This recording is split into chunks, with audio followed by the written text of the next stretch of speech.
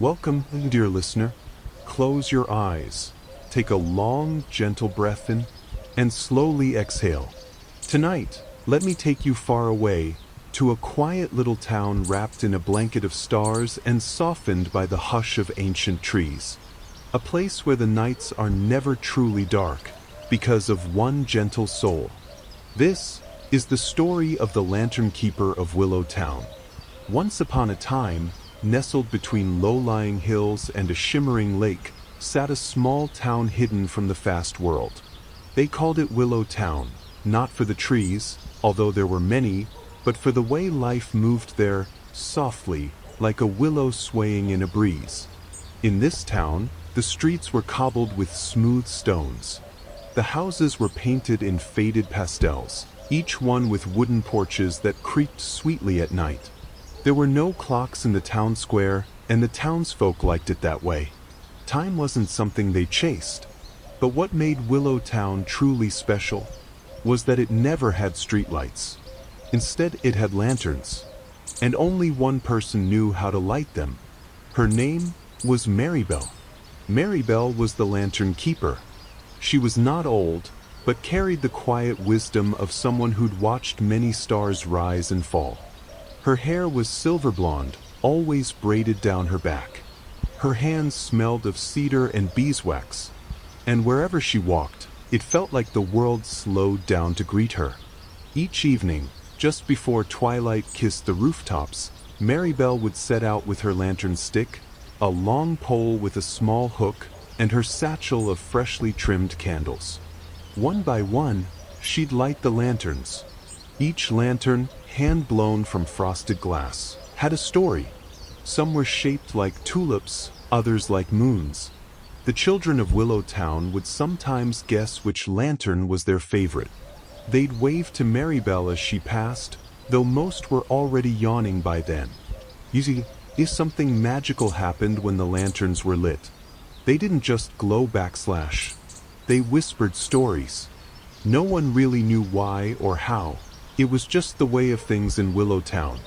Some said the lanterns held memories. Others believed they listened to people's dreams while they slept, and glowed with the warmth of those dreams the next night. And Maribel, she listened to the lanterns too. She never spoke of what they said. But if you looked closely, you might notice a tear glisten on her cheek every now and then. Or a small, knowing smile. She carried all the stories, all the dreams, and never let one fade away. One evening, something unusual happened. Maribel stood before the oldest lantern of them all, Lantern 47, they called it. It hung from a crooked iron post near the lake. No one remembered who had placed it there, but it had always glowed the brightest. As Maribel lit it, the flame flickered, and flickered again.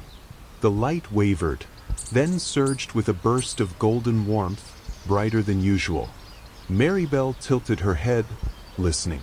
For a long moment, she stood still. Then, she whispered something to the flame, nodded gently, and turned back toward the town. No one else noticed the moment. But from that night on, something changed. The next day, Maribel wasn't seen. The townsfolk waited. The sun dipped again, and twilight crept over the hills. But no lanterns were lit. People gathered on porches, peered out windows, holding their breath. Then, just as the first star blinked awake, a small figure appeared on the path. It wasn't Maribel. It was a young girl, no older than 11.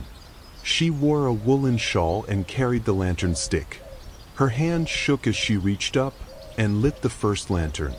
One by one, she walked through town, lighting each flame with care. And just like before, the lanterns whispered. The girl smiled, a soft, knowing smile, one that looked a lot like Maribel's. No one knew where Maribel had gone. But the town didn't worry.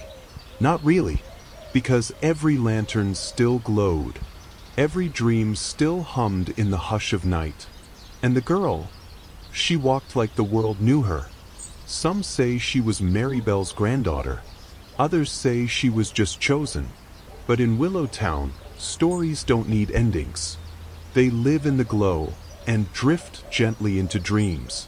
And as you lay here now, listening, maybe you'll find yourself wandering those quiet streets too, listening to the whisper of dreams in lantern light.